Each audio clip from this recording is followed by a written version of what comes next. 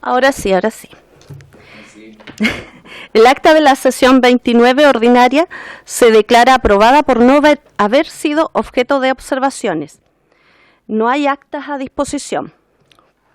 Cuenta. El señor secretario dará la lectura de la cuenta. Ofrezco la palabra sobre la cuenta. Un momento, que la voy a leer. Gracias, Presidenta. Se han recibido los siguientes documentos. Un oficio del secretario general de esta corporación informando que la sala acordó remitir a la Comisión de Desarrollo Social para su estudio de informe el proyecto de ley que modifica la ley 20.730 que regula el lobby y las gestiones que representan intereses particulares ante las autoridades y funcionarios para priorizar las audiencias de dirigentes de juntas de vecinos con autoridades del Estado. Proyecto que está radicado en la Comisión de Gobierno Interior. En segundo lugar, un correo electrónico de la Fiscalía Nacional Económica informando que la fiscal subrogante, señora Mónica Salamanca, no podrá asistir a la sesión de hoy, a la que había sido invitada, por compromisos agendados con anterioridad. Pero en su representación asistirán en forma telemática el jefe de la División de Estudios de Mercado, señor Sebastián Castro, y el subjefe de dicha división, don Felipe Castro, que son los gestores del informe que realizó ese organismo sobre la materia que los convoca. Finalmente, una carta del diputado don Francisco Undurraga, comunicando que conforme al artículo 42 del reglamento de esta corporación, no podrá asistir a la sesión de hoy. Esa es toda la cuenta, Presidenta. Ofrezco la palabra si alguno de los diputados quiere decir algo. Perfecto. ¿Alguien? Seguimos entonces con la orden del día. La presente sesión tiene por objeto tratar la siguiente tabla. Continuar con la discusión general del proyecto de ley de origen en moción en primer trámite constitucional y reglamentario que modifica el Código Sanitario en materia de ofertas de servicios funerarios y obligaciones de los cementerios particulares. Boletín número 14.464-11. A esta sesión se ha invitado a la fiscal de la Fiscalía Nacional Económica, señora Mónica Salamanca Maraya, para que se refiera a las conclusiones del estudio sobre el mercado fúnebre que realizó dicho organismo. Pero se excusó. Se excusó. Nos dice acá el secretario que está excusada. Recibir a la presidenta de la Federación de Profesionales Universitarios de Salud Viña del Mar, Petorca, FEDEPRUS, señora Daniela Muñoz Ávila, quien expondrá sobre la vulneración de derechos que han sufrido sus socios en el ejercicio de sus funciones. ¿Ella se encuentra? Sí, está. Ya, ¿la podríamos escuchar entonces? Sí, primer punto. El primer punto es el proyecto de ley. ¿Cuál? Este. Sí. Ya continuamos con la discusión, pero no le damos la palabra a la Fiscalía, no, a la Fiscalía Nacional Económica. Sí. Felipe Castro, ya. Le vamos a dar la palabra a Felipe Castro y Sebastián Castro, de la Fiscalía. ¿Tienen la palabra? 10 minutos cada uno. Sí, o 15 en total. O 15 en total. Ahí ustedes se reparten los minutos. Gracias. Muchas gracias, Presidenta, y muchas gracias a la Comisión por la invitación.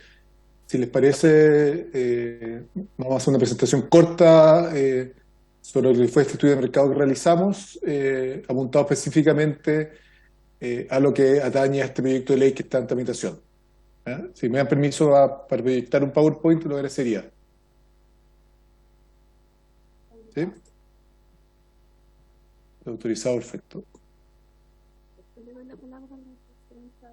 Sí, a la FEDEPRUS.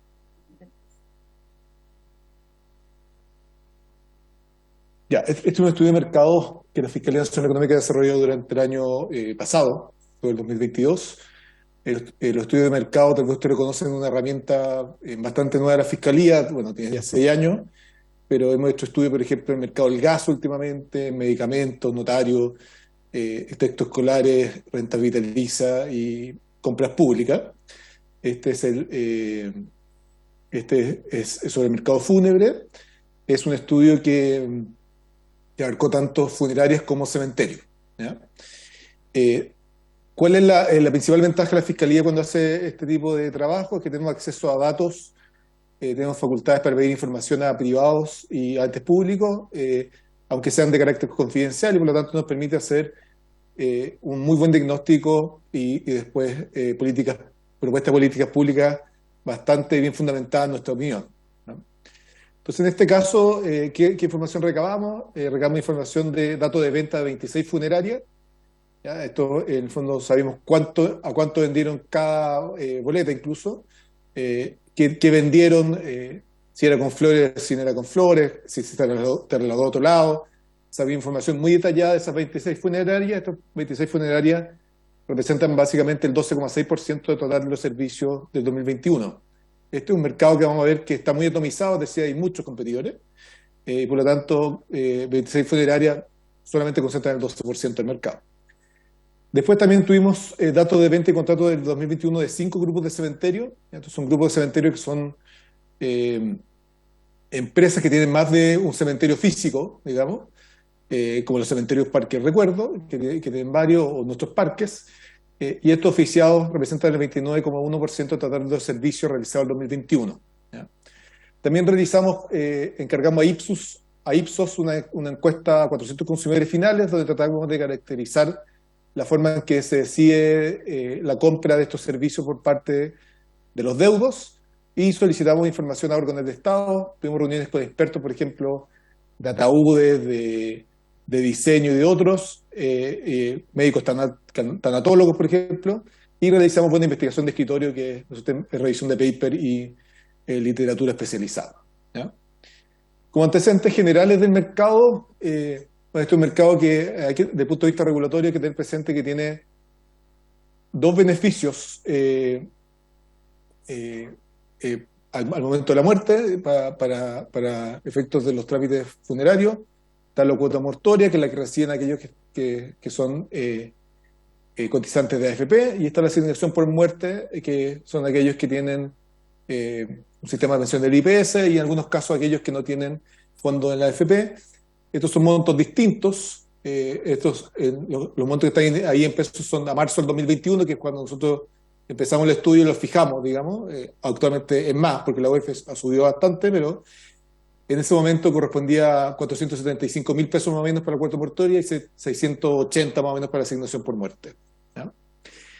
Algunas estadísticas que interesantes, que en cuanto a los funerales, el servicio promedio fue de 1.091.000 pesos, y la mediana de 782.000. O sea, la mediana seguramente es la mejor medida para saber cuánto cuestan. O sea, es justo el punto medio del precio de estos servicios. Prácticamente nadie adquiere por necesidad futura, es decir, muy poca gente compra anticipadamente estos servicios, y prácticamente la totalidad de los compras de los servicios se realizó con beneficios mortuorios. Es decir, estos beneficios mortuorios que estamos hablando antes se utilizan muy intensamente, ¿ya? Y si ustedes ven, la mediana de 782.000 está bastante cercana a la asignación por muerte, claro, y un poco más alta que la cuota mortuoria, ¿ya?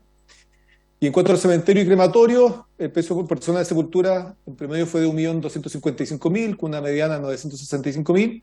Las cremaciones son un poco más baratas, el promedio asciende a 1.056.000 y la mediana a 1.014.000.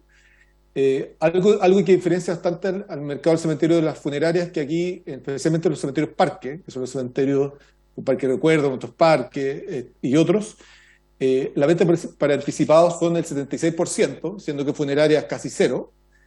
Pero los cementerios tradicionales, como el cementerio general, esta venta por anticipado son bastante bajas, son de 17%, pero de todas maneras es mucho más alto que la funeraria. Y hay que hacer notar que las sepulturas vendidas por necesidad futura, es decir, que se compran anticipadamente, tienen en promedio un precio 20% más económico, es decir, hay un premio al que compra anticipadamente, ¿no?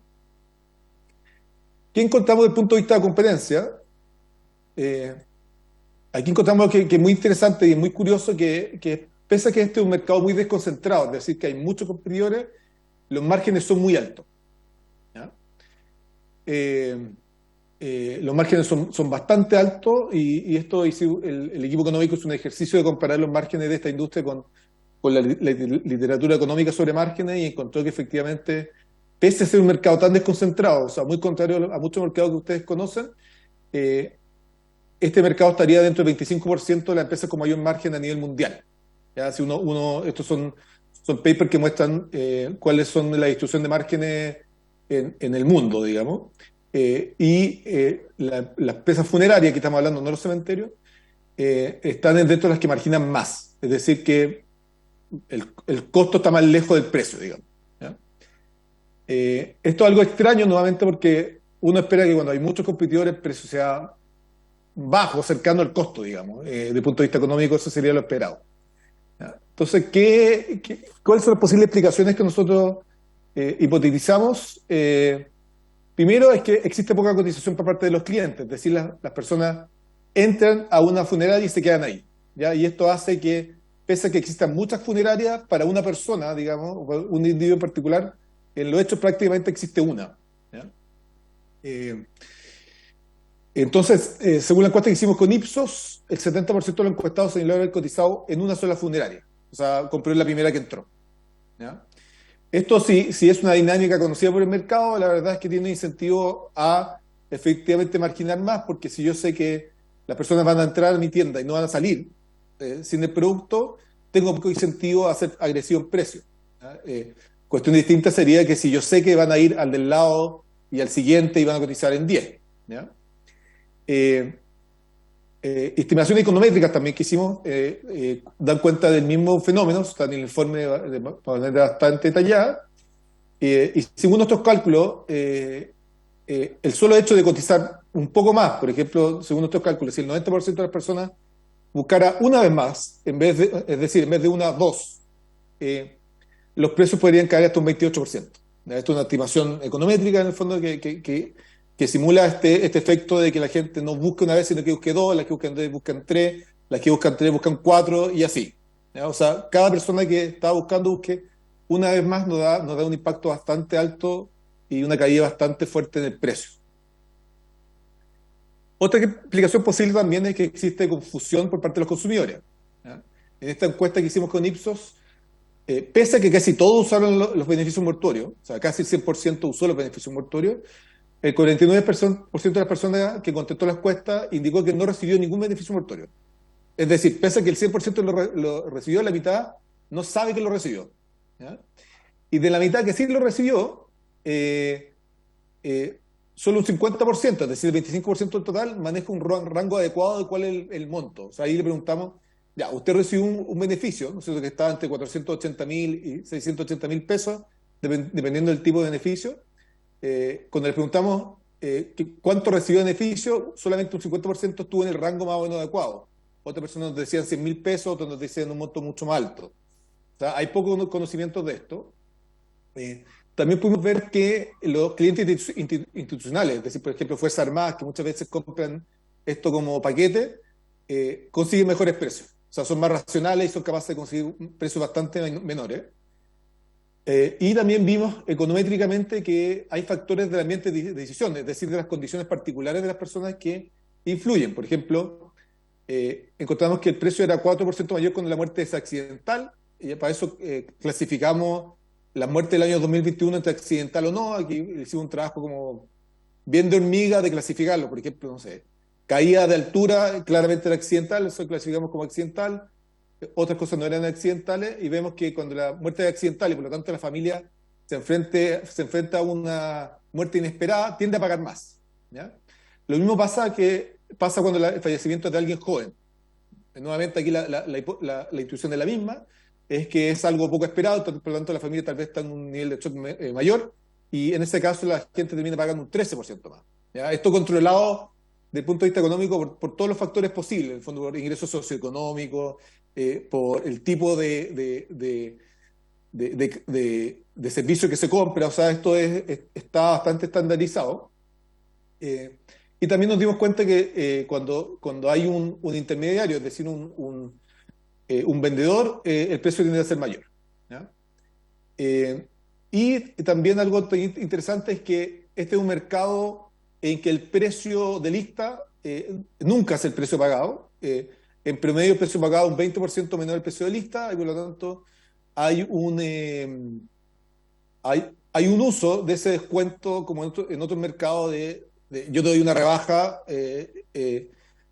por tomar el servicio, pero el precio de lista no se utiliza, y lo que vemos entonces es que la gente que tiene algún tipo de condición especial se le da un descuento menor, pero se le da un descuento de todas maneras. Entonces, las personas tal vez terminan contentas con ese descuento, pero un descuento menor al que se le está dando al resto de la gente. En general, tuvimos varios hallazgos. Yo quise en esta presentación enfocarme en la explicación general, pero aquí hay un cuadro que voy a dejar, pero si me permiten destacar algunos, por ejemplo, es que esto que estamos hablando antes son sesgos cognitivos de los consumidores, es decir, problemas para decidir causados por el momento de shock, por el corto plazo que se tiene para decir, que es de 48 horas, que creemos que están causando un problema en la toma de decisión. Ahí promovemos una mayor cotización, mayor transparencia en precios, facilitar que se anticipe la compra, permitir y morigerar los efectos de la confusión, ¿ya? Permitir la compra anticipada, por ejemplo, contar con un plan uniforme en la funeraria, o un plan que la funeraria tiene que definir como preferente, que permita cotizar de manera más fácil entre funerarias. Actualmente es muy difícil cotizar porque los precios no están disponibles en general y hay que entrar a la funeraria para saberlo, y los precios tampoco están exhibidos, sino que hay que preguntarlo. Entonces creemos que medidas de transparencia ayudarían bastante. Y después hay temas, por ejemplo, con los ataúdes, que no se encuentran regulados técnicamente, lo que podría estar limitando la entrada de nuevo tipo de ataúdes. Y en cuanto al cementerio, hay una serie de recomendaciones relacionadas con falta de stock o bajo stock de nichos que se están dando en particular porque se está haciendo cada vez más difícil construir cementerios en zonas cercanas a los polos urbanos. Y esto, por ejemplo, para Santiago, nosotros proyectamos que en unos 30 años más puede ser un problema en cuanto a capacidad de uso cementerio, ¿ya? Después también hay temas con las cláusulas de los contratos de cementerio, que sugerimos que los vea el CERNAC. Algunas cláusulas de los contratos que vimos podrían ser potencialmente abusivas. Y eso en general. La Fiscalía hace una batería de recomendaciones que en total tendría un impacto que sería al menos de 39.000 millones al año, de 45 millones de dólares. Esto está enfocado principalmente, o la mayoría de estos dineros están enfocados en incrementar la cotización en la compra de servicios fúnebres, que es lo que más fácilmente se podía calcular. El efecto de las otras medidas son más difícil de calcular, y por lo tanto no lo hicimos, pero esperamos que sean positivas. Y en cuanto a este proyecto de ley, y aquí termino, este proyecto de ley tiene básicamente tres artículos: el 136 bis, que obliga a las casas funerarias a ofrecer un servicio equivalente a la cuota mortuoria, y este plan debe ofrecerse de modo público y visible, y nosotros coincidimos en parte con esta recomendación. Nosotros proponemos efectivamente que hay un plan que tengan las funerarias un plan que llamamos preferente, un plan para que se pueda comparar los precios, pero estimamos que hay margen para que los precios bajen vía modificaciones distintas a la fijación de precios. O sea, ahí tendríamos una diferencia. Nosotros queremos que ese margen es alto, por lo tanto uno puede llegar a un precio cercano a la cuota mortuoria o incluso más bajo. Y el problema con fijar un precio fijo es que el efecto es que la empresa tienden a pegarse a ese, aun cuando podrían competir más abajo. Entonces nosotros en este punto estamos bastante de acuerdo con que exista algún tipo de plan que sea comparable entre funerarias, pero sugeriríamos que no se fije el precio, sino que se implementen otras medidas para que el mercado haga lo suyo y el precio baje de manera natural, ¿ya? El segundo punto es 137 bis, que los cementerios privados deberán consignarmente una placa, el número completo y fecha de nacimiento y fallecimiento de todos los cuerpos inhumados. Esto no lo abordamos en el estudio, por lo tanto no tenemos opinión. Y el último es 137 ter, que los cementerios privados deben publicar los términos, condiciones y modalidad de los servicios ofrecidos y respetarlo. Nosotros entregamos, acá estamos de cierta manera alineados, nosotros entregamos una serie de recomendaciones sobre la relación entre consumidores y cementerios, y también recomendamos que el SENAC fiscalice dicha relación. Aquí también detectamos que hay un posible problema y esos contratos deberían ser supervigilados de una manera un poco más intensa. Eso es todo, muchísimas gracias, feliz de contestar cualquier duda que tengan los señores diputados y diputadas. Muchas gracias por la presentación. No sé si Felipe Castro también quiere exponer algo más o lo dejamos solo así, para dar la palabra a los diputados si tienen alguna duda. No, solo así. Ok. Ofrecemos la palabra a los diputados si tienen alguna duda que quieran preguntar.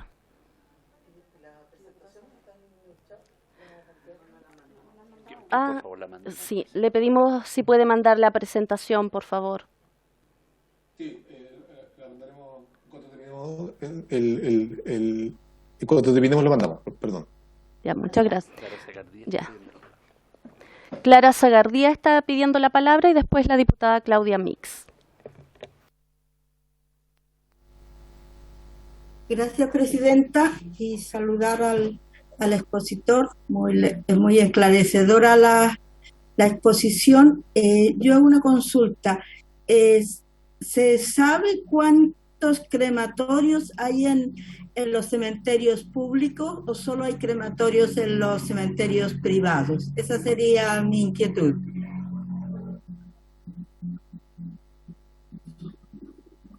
Gracias. Sebastián, ¿responde de inmediato o espera las otras preguntas? Como usted me diga, presidenta.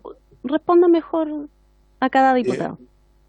Sí, el crematorio, la diputada Sagardia, hay poco en general. No hay mucho. De hecho, hay algunas regiones que no tienen.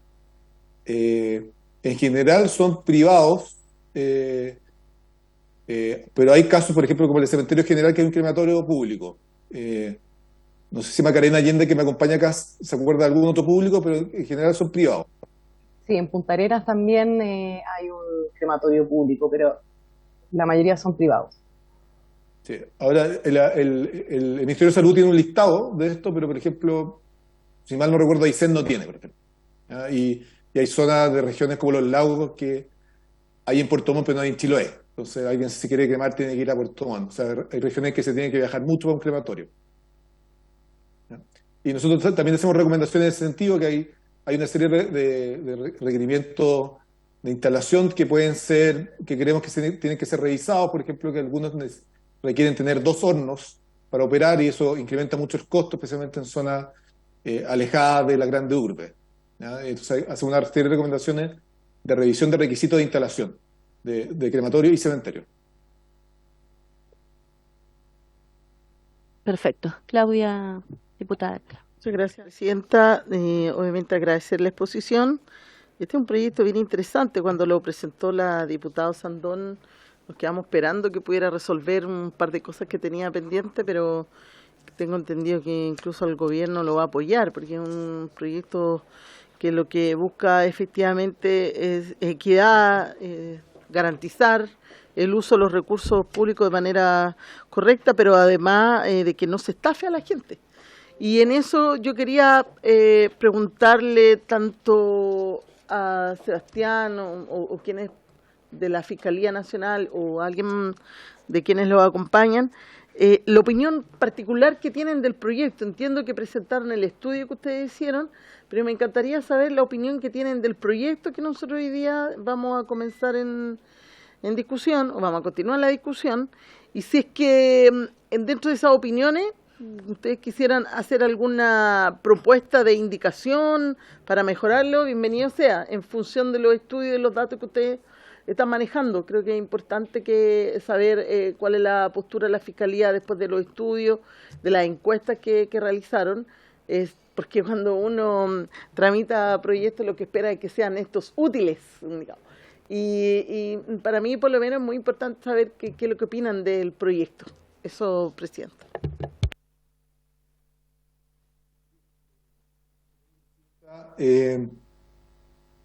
A ver, el proyecto nos parece bien, o sea, nos parece muy positivo que se tenga la intención de legislar en este mercado.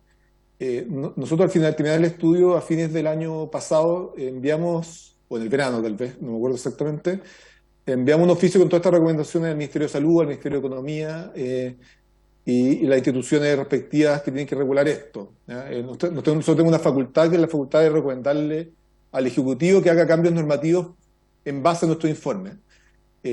No tengo conocimiento de qué va a hacer el Ejecutivo con esto. En muchas ocasiones, por ejemplo, como en el gas o notarios o compras públicas, nuestro informe ha servido de insumo bastante esencial para los proyectos de ley. Puede ser que este sea el caso, pero hasta el momento no hemos tenido noticia formal. Pero el proyecto en sí nos parece bien. Como comentaba anteriormente, este tiene 3 artículos actualmente. Hay uno que no tenemos comentarios porque tiene que ver con una obligación de tener el nombre de las placas de las personas fallecidas en los cementerios, que nosotros no lo abordamos. Tal vez el que más nos atañe es uno en que se fijaría o tendrían las casas funerarias la obligación de tener un plan funerario equivalente a la cuota mortuoria,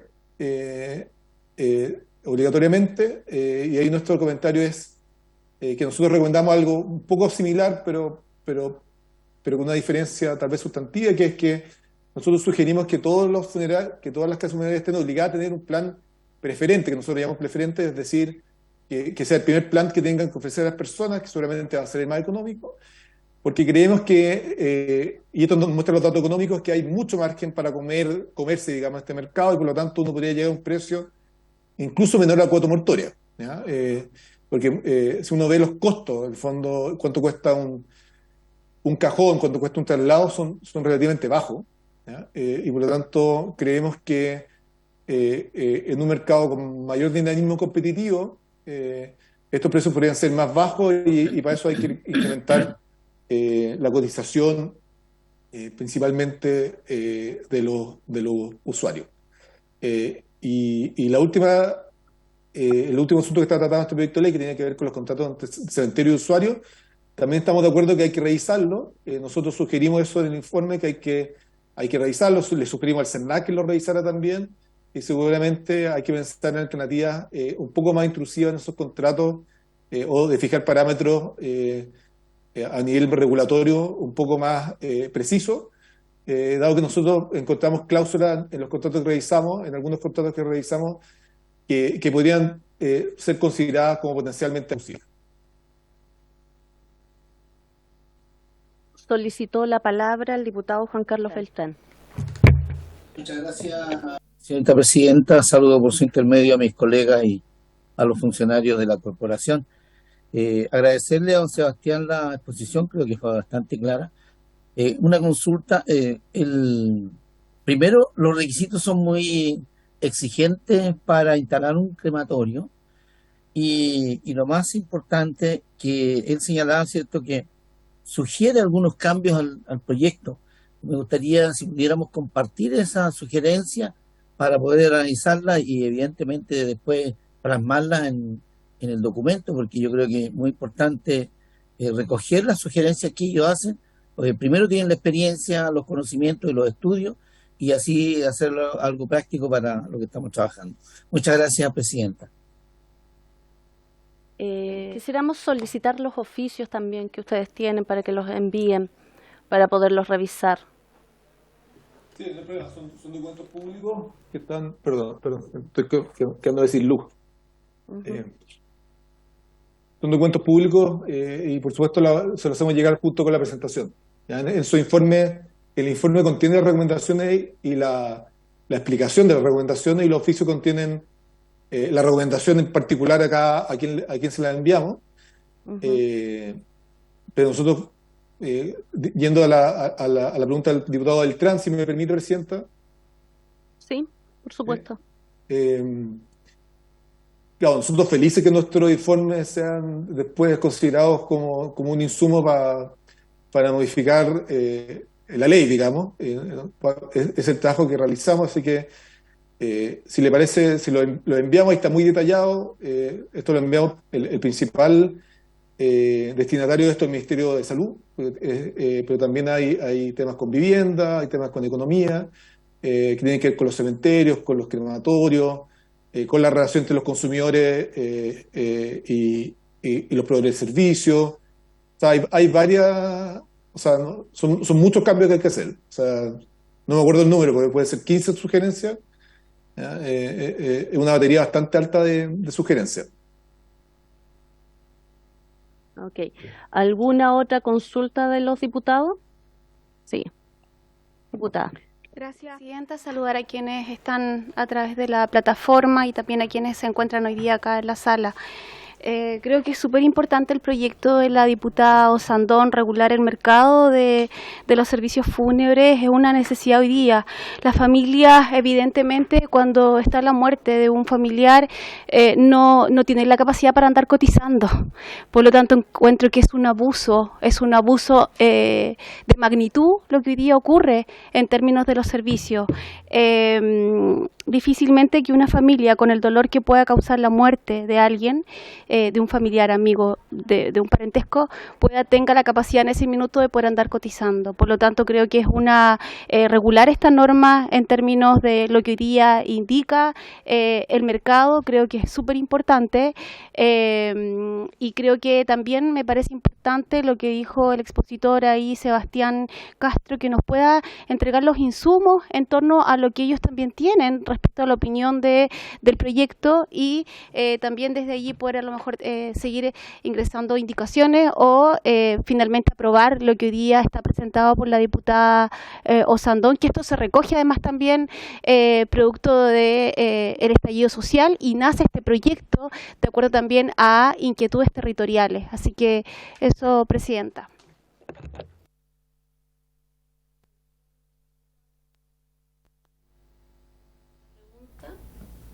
Perdón, Presidente, no lo escuché.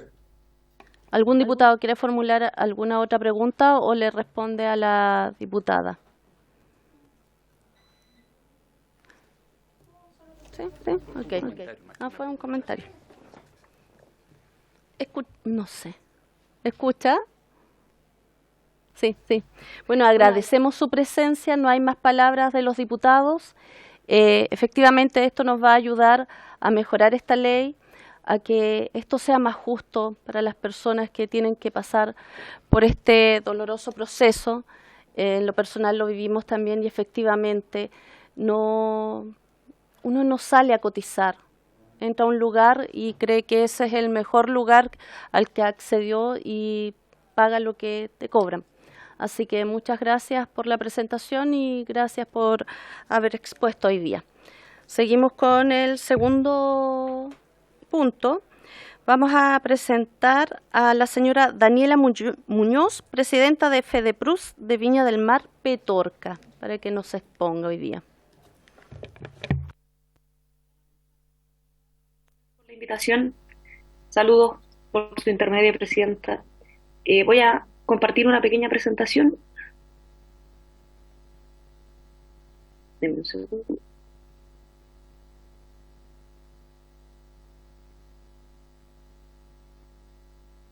¿Se ve? Sí, ahora se ve. Bueno, la situación que me trae a exponerles, primero que todo soy la presidenta de la Federación de Profesionales Universitarios de la Salud Viña del Mar Petorca, que tenemos a los hospitales de baja complejidad y de alta complejidad de la red del SSBQ, Viña del Mar Quillota. En ese contexto, para contextualizar la situación que está ocurriendo y por qué vengo a esta comisión en particular, tiene que ver con la interseccionalidad de las agresiones que sufren nuestros subfuncionarios, en particular psicólogos y trabajadoras sociales, en el rol de la protección principalmente a infancias o a vulneraciones de menores, de adultos mayores, en situaciones de tribunales de familia. Como todos sabemos, el año 2004 se crean los tribunales de familia que se crean básicamente para otorgar una justicia especializada en los conflictos de naturaleza familiar. Y desde ahí aparece la figura de los consejeros técnicos, que tienen un perfil que desde la expertise calza con la formación y disciplina particular de los trabajadores sociales y psicólogos. Entonces entendemos que los jueces de familia no son expertos en los conflictos familiares, entonces se basan en la orientación y en los informes que tanto psicólogos y trabajadores sociales como orientadores familiares pueden hacer respecto a la evaluación de una serie de condiciones que tienen que ver con los conflictos de la dinámica familiar, sobre todo cuando se producen rupturas de pareja. Y en ese contexto es importante comprender que cuando se generan disputas entre los progenitores, en el caso, por ejemplo, de la protección de menores por la custodia de estos hijos e hijas, se generan también una serie de alteraciones de la situación no solo familiar, sino que también de las redes de apoyo, en este caso, de los amigos que toman bandos, que desde lo práctico generan también una serie de situaciones que podrían llevar a represalias y repercusiones que en este caso hemos visto que se manifiestan sobre nuestros trabajadores y trabajadoras funcionarios públicos a raíz de su rol de presentar causas, medidas de protección e informes, donde en particular solicitan, por ejemplo, medidas cautelares o de protección y donde se ven literalmente agredidos, amenazados y que ponen en riesgo también a su entorno familiar. Entonces, esa es básicamente la problemática que traigo. No tengo la respuesta ni la solución, pero sí tenemos algunas ideas de por dónde podríamos avanzar en ello. Pero es importante entender que desde el 2004 a la fecha se han generado, desde la creación de los tribunales de familia, también hemos avanzado a un tipo de juicios que son más orales, a una cercanía, por decirlo de alguna manera, de los procesos judiciales que implican la presencia.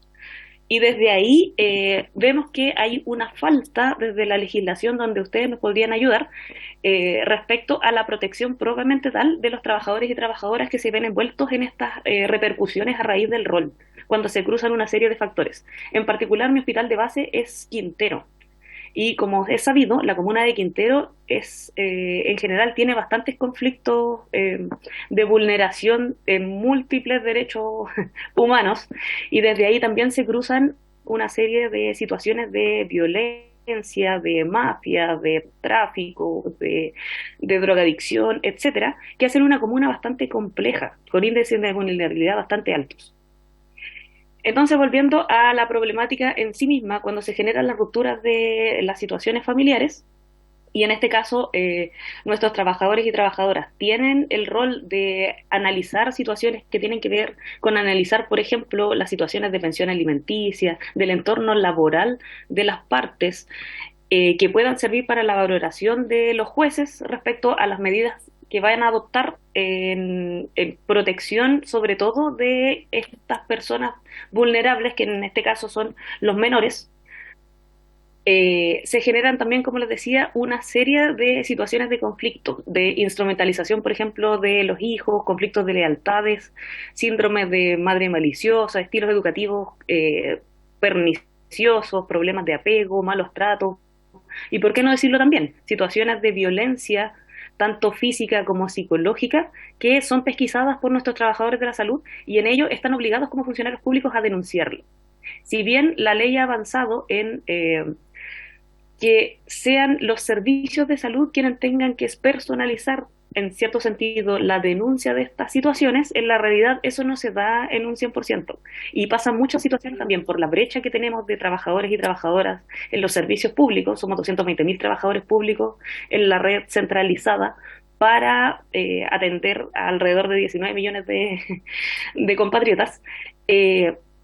Se genera también una brecha de este recurso especializado en los tribunales propiamente tal, donde dejan de ser personal de esa área y se solicita a nuestros establecimientos de salud que hagan vamos a decir, peritaje, si bien no es el término correcto, de estos informes, de estas situaciones, y que también, al pesquisar las situaciones de vulneración de los menores o de adultos mayores, etcétera, tengan que personalizar, en cierto sentido, la denuncia y personificarse y hacerse presentes en los juicios propiamente tal, para dar cuenta desde su expertise técnica de las situaciones de las cuales se han dado cuenta, evaluar, por ejemplo, los riesgos de la violencia intrafamiliar, del maltrato en sí mismo, pasa a ser parte del rol que tenemos que ver los hospitales públicos y los centros de salud. Entonces ahí es donde se han dado una serie de situaciones en el último tiempo de vulneración, en este caso de derechos de nuestros trabajadores y trabajadoras, como les decía, donde han sido amenazados en sus domicilios, donde han sufrido malos tratos, menoscabos, donde se ha, por ejemplo, producido, le rompen los neumáticos, han sido arrastrados por vía vehículo, por gente a raíz de estos roles que los culpa por las decisiones tomadas en los tribunales, etcétera. Entonces son perseguidos, por decirlo de alguna manera, desde su participación como en las audiencias preparatorias o de los juicios propiamente tal, y desde ahí son nuevamente víctimas de represalias. Entonces, como todas estas situaciones generan una serie de conflictos en distintos niveles y hay gente que se involucra, es donde venimos a buscar soluciones propiamente tal a esta problemática. Entiendo que en general se ha visto cómo funcionan los tribunales de familia y lo que en general trabajadores sociales, psicólogos, etcétera, pueden aportar. Entonces entendemos que son revisión de informes, análisis documentales, observaciones del entorno y de los hábitats sociales, laborales, etcétera.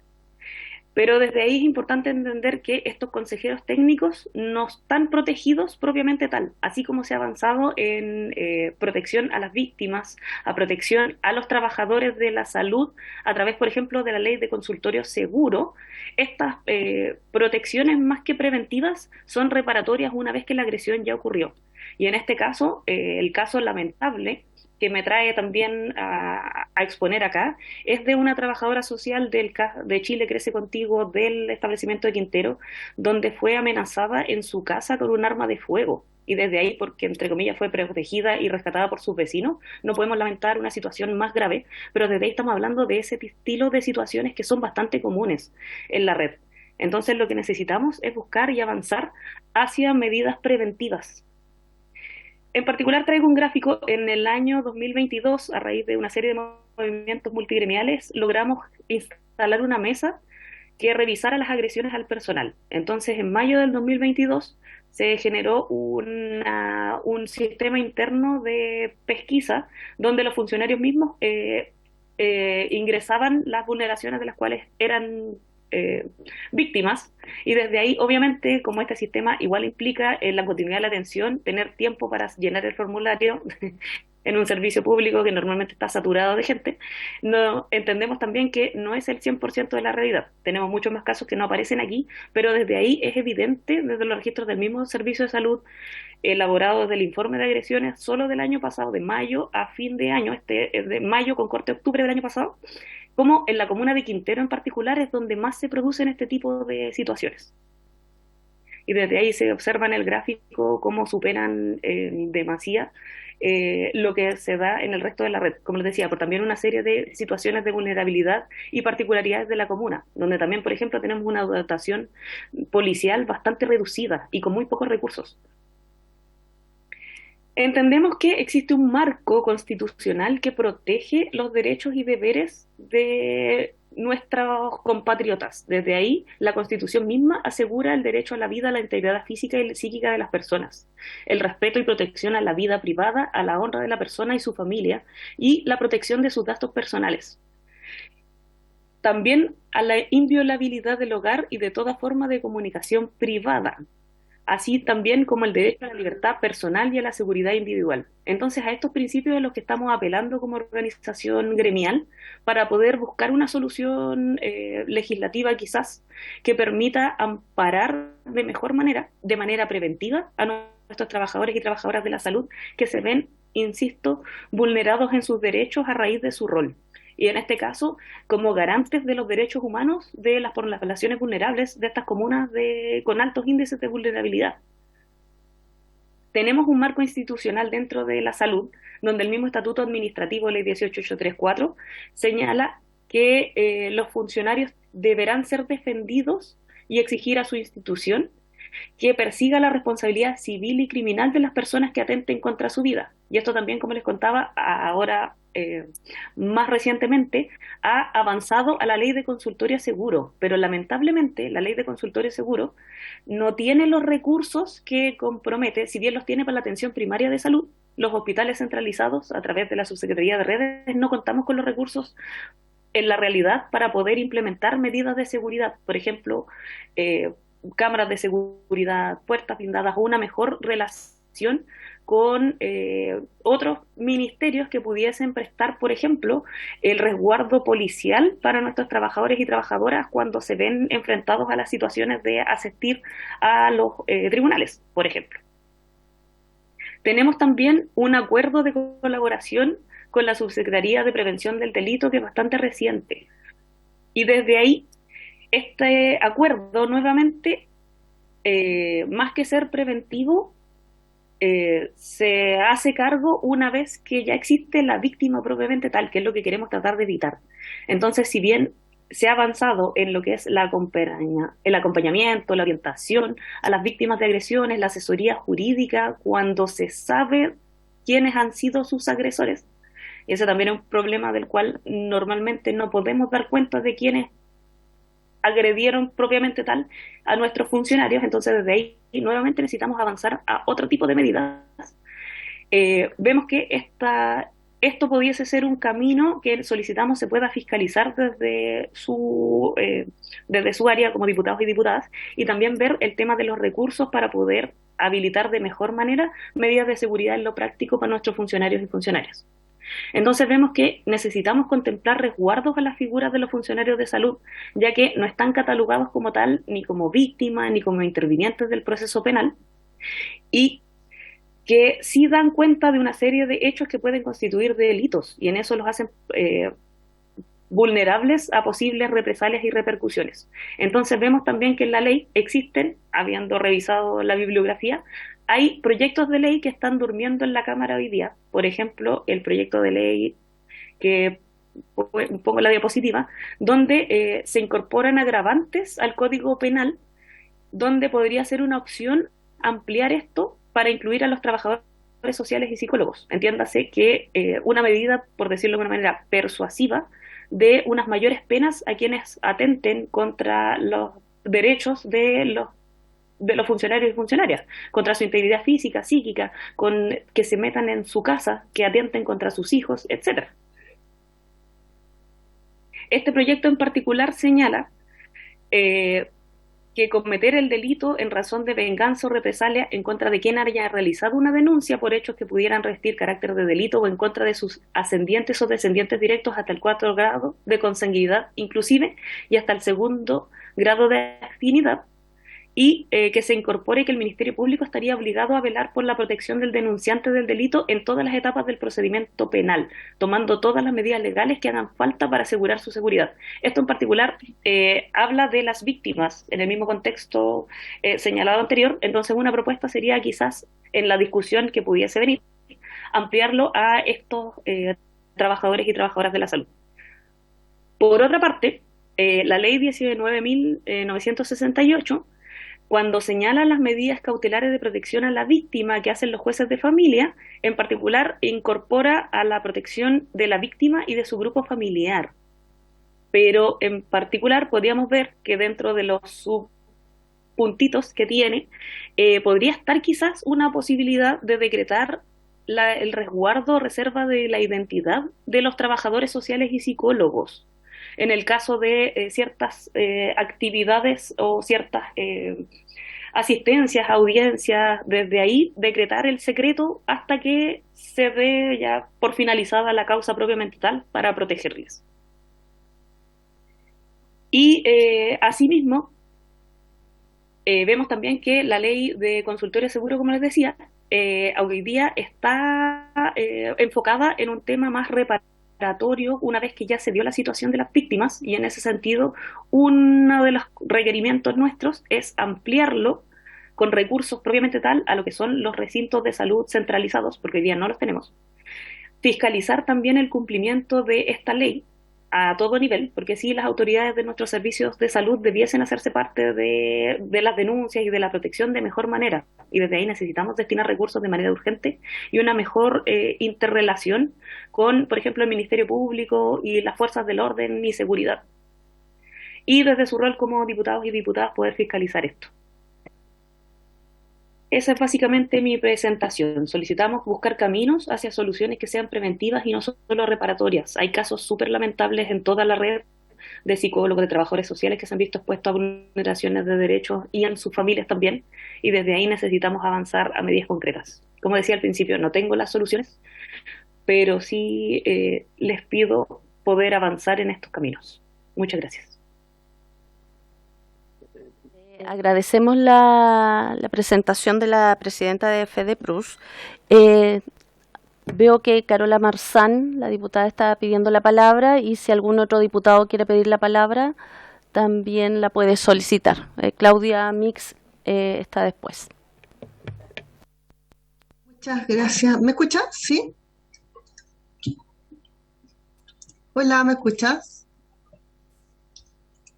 ¿Sí se escucha? Sí, se escucha ya. bien. Muchas gracias. Gracias, presidenta. Y hola, saludarte, Daniela. Bueno, y agradecer a la presidenta Marlene Pérez, que no se encuentra, que cuando llegó la carta de ustedes, la solicitud, Daniela, nosotros gestionamos de manera interna la urgencia con la presidenta de la comisión, y ella citó de manera inmediata, entendiendo la urgencia que tenía esta situación. Mira, nosotros estábamos pensando, me llamó mucho la atención, yo este cuadro me surgen dudas, ¿por qué dentro del cuadro que tú mostraste, Quintero tiene el índice más alto, y Puchuncaví, que es vecino, tiene el más bajo, como para entender un poquitito ese gráfico? Y lo otro, justo estábamos hablando, mientras escuchábamos el relato, que la relación de, quizás lo importante, porque te iba a preguntar yo, le iba a preguntar, presidenta, por su intermedio a Daniela, como ellos viven el día a día y es tan grave esta situación, tan grave, ¿cómo se puede hacer? Pero tú fuiste dando la respuesta, ¿cómo se puede hacer para ir protegiéndose, ya más allá de las leyes? Porque si bien aumentar las penas, uno puede solicitar hacer una modificación al Código Penal, pero está comprobado, independiente que lo podamos hacer, que no es persuasivo hacerlo. O sea, una persona que te va a agredir no piensa que, chuta, si la agredo me van a aumentar la pena de 3 años a 5 o a decir.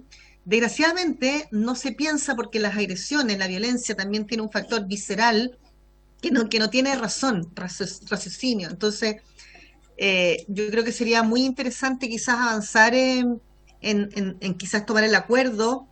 Acá estoy con mi asesora legislativa, con Victoria Fullerton, escuchando, y ella me decía que, por ejemplo, lo de la identidad protegida, como uno quizás lo puede ver como caricatura en otros espacios que se hacen en otras partes del mundo, es una medida que puede ser de bastante protección, que no se sepa la identidad, que se caractericen, y quizás en el momento de ir a dar la resolución de su investigación, lo hagan por Zoom, por ejemplo. Lo hagan por Zoom, pero eso me dice Victoria, que es la abogada, que eso se llama autoacordado, que es una instrucción que tendría que dar la Corte para que se pudiera hacer así. Entonces quizás podríamos gestionar una invitación a la comisión, al presidente de la Corte Suprema, por ejemplo, invitarlo para que a la Asociación de Magistrados también, para que pudiera venir a exponer y ayudarnos, para que nosotros desde lo legislativo y ellos desde, obviamente, el Poder Judicial nos pudiéramos conectar, porque si bien son dos poderes distintos del Estado, la verdad es que cuando hemos podido encontrarnos y dialogar, hemos avanzado muy rápido en estas demandas que sin duda son urgentes. Entonces dejo como esa inquietud de esas dos invitaciones, creo que serían profundamente importantes, mandándoles la minuta para que sepan de qué se trata. Me gustaría que me hicieras llegar también, o que nos hicieras llegar a la comisión, Daniela, o a lo mejor ya está, ese PPT que tú expusiste, y bueno, y decirte que que igual, independiente que cuentas con el apoyo, yo me estoy tomando como la palabra de la comisión y por eso estás acá, también en lo personal como diputada, porque eres del distrito, además, una de las comunas golpeadas desde muchos espacios del distrito que yo represento. Así que un abrazo, muchas gracias Daniela y gracias Presidenta por darme la palabra. Diputada, ya se envió la presentación a los correos. Damos la palabra a la diputada Claudia Mix. Muchas gracias, Presidenta. Saludar a Daniela. Me quedé un poco como marcando ocupado, como dicen los chiquillos, porque efectivamente estas denuncias son bien comunes en el área de la salud. Yo estuve el periodo pasado en la Comisión de Salud y escuchamos muchas de estas denuncias, sobre todo en los servicios de urgencia, que la gente llega muy agresiva, entendiendo que vienen enfermos, pero también descontrolados, no solo el enfermo, sino también el acompañante de quien está enfermo. Toda la semana nos enteramos de agresiones, de hecho varios de los SAR o de los SAPU han pedido cerrar más temprano, producto de la violencia que sufren, sobre todo en las horas de la madrugada. Acuérdense de imágenes que hasta los entraban a asaltar mientras estaban atendiendo a los pacientes. Entonces, ¿por qué digo esto? Porque efectivamente es de conocimiento público que esto sucede, no hay que normalizarlo, ni mucho menos, pero sería, creo, más prudente y quizás más acorde a la denuncia que nos ha compartido Daniela, que pudiera ser escuchada la Comisión de Salud, que es donde generalmente llegan los gremios de la salud. No porque no nos interese hacernos cargo de una problemática, pero creo que es más atingente porque quizás habría un CEREM, un director de un servicio que quizás podría prestar alguna ayuda o informar en la comisión respecto a algunas medidas particulares que están haciendo, porque pasa por la ubicación del centro de atención o del lugar donde se recibe a las víctimas, a las familias. Y hay un montón de factores que nosotros desde esta comisión quizás nos va a costar mucho más comprender.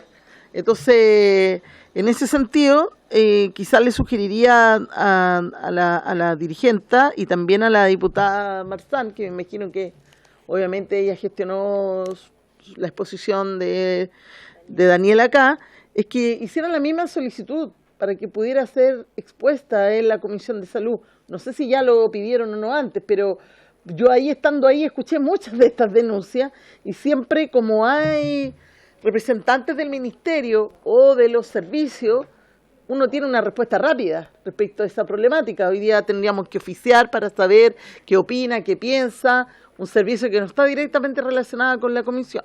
Entonces, pensando en la rapidez y la eficiencia de la denuncia y de tener respuesta rápida, yo sugeriría eso.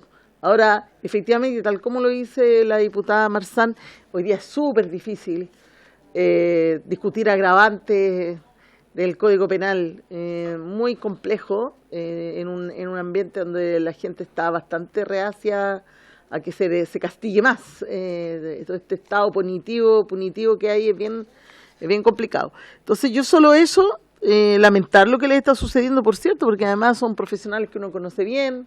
Yo tengo en todo mi entorno trabajadores sociales, los conozco bastante bien, sé la entrega y la dedicación, el compromiso que tienen por los casos que llevan adelante, y efectivamente, sobre todo en una crisis, en un conflicto donde existe una violencia intrafamiliar, cuesta mucho llegar a consenso con la mediación que eso conlleva. Así que yo solo eso, Presidenta, sugeriría que este caso lo pudiéramos llevar a la Comisión de Salud para poder encontrar respuestas rápidas a lo que están ellas denunciando y que efectivamente se pueda proteger a esos trabajadores y trabajadoras. Sí, estamos de acuerdo, lo conversamos acá y creemos que la diputada Carola Marzán también podría ayudar a gestionar prontamente esa exposición en la Comisión de Salud. Presidenta, Diputada. ¿me da la palabra? Sí, Sí, yo sí. la verdad, salud está saturado. Me costó meses tratar de convencer al presidente, porque tiene tantas urgencias, ven tantos temas, y nosotros en esta comisión, recuerden que hace poco tiempo atrás la presidenta iba a suspender las sesiones por falta de proyectos. Entonces yo creo que además esto, más allá de que, claro, es un funcionario, una funcionaria de salud, tiene que ver con estos procesos que al ir a exponer se ven amenazados. Yo creo que independiente de que puedan hacerlo paralelo, yo también conversé con la ministra por otros temas que tuve en una reunión hace poco con ella y hace poco también en la bancada que nos tocó almorzar. Yo le expuse esta situación, está al tanto de lo que pasan, le dije que en algún momento se lo iba a hacer llegar de manera más explícita.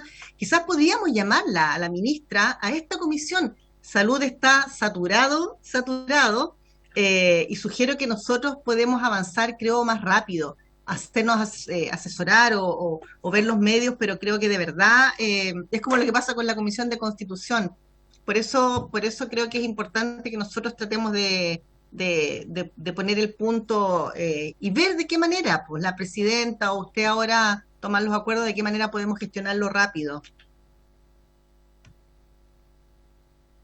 Tiene la palabra. Diputado Beltrán, tiene la palabra. Muchas gracias, presidenta. Mire, escuchaba con atención a la representante de FEMPLUS y a pesar de que esta es una comisión distinta, quiero señalar igual mi preocupación, y si podemos hablar con la ministra en su minuto, por lo que ocurrió ayer en la comuna de Curacautín, en donde es atacada una camioneta con disparos, específicamente con escopeta, quedando herido el médico, quedando herido también el conductor. De hecho, hoy ya las postas no están siendo atendidas en los sectores rurales por situación de seguridad. Y yo creo que nosotros, de una u otra manera, debemos hacer, ver esta situación, no presionar, pero sí tomar algunas determinaciones, y por eso lo planteo también a la representante de FEMPLUS, porque esto está ocurriendo en la región de la Araucanía, particularmente, y ahí ha pasado en la comuna de Coyipulli, y en el día de ayer, a plena luz del día, estamos hablando a las 3 de la tarde, 15 horas, ocurrió este atentado. Entonces lo dejo también porque creo que es importante en esta comisión. Muchas gracias, presidenta. Diputada Mix pidió la palabra también. Sí, yo creo que, presidenta, es súper atendible el argumento de la diputada Marzán, entendiendo la gravedad y la necesidad de estar escuchada por los parlamentarios. En nuestro rol fiscalizador, quizá lo que podríamos hacer, presidenta, para que esto tenga algún efecto, es que acordemos enviar un oficio al servicio de salud correspondiente, en verdad, de la provincia o del distrito, no sé, ahí nos puede ayudar la diputada, planteando esta problemática, o en el peor de los casos, solicitando que sean recibidos en una reunión para que ellos puedan entregar los antecedentes que manejan a la autoridad del territorio, digamos, de salud.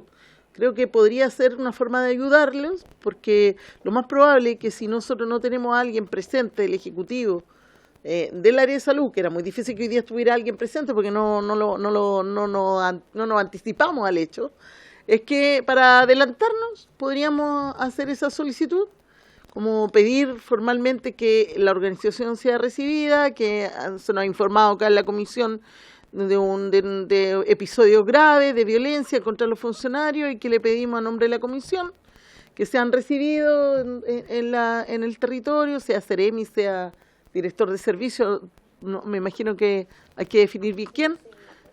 Incluso misma Daniela podría decirnos quién cree que es el director competente en este trámite, para que podamos aportar en eso, presidenta. Eso.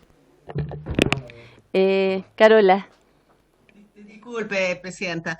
Yo creo que podríamos invitar a la directora del Servicio de Salud Viña del Mar Quillota, Andrea Quiero, que tiene mucha disposición, ella es muy de terreno, y yo creo que estaría muy dispuesta, por supuesto, a ir a la comisión, pero entendiendo que independiente que es un problema con los trabajadores de la salud, necesariamente no es un problema netamente de salud, sino que tiene que ver un tema de cuando se realizan las denuncias en los tribunales. Claro, es mucho más amplio que eso, es mucho más amplio, y aprovechando también lo que acaba de decir el diputado Juan Carlos Beltrán, invitar yo propongo a la directora del Servicio de Salud Viña del Mar Quillota, Andrea Quiero. El secretario nos va a orientar cómo lo vamos a hacer en este momento. Presidenta, dado que la titular, doña Marlene Pérez, no se encuentra presente en esta sesión, yo les propongo, digamos, ponerle al tanto del tema tratado hoy día y que ella resuelva si se le invita para la próxima semana a doña Andrea Quiero o en otra oportunidad. Pueden adoptar el acuerdo de dejarla invitada, pero sin fecha aún. ¿Sí? ¿Tomamos acuerdo? Acordado.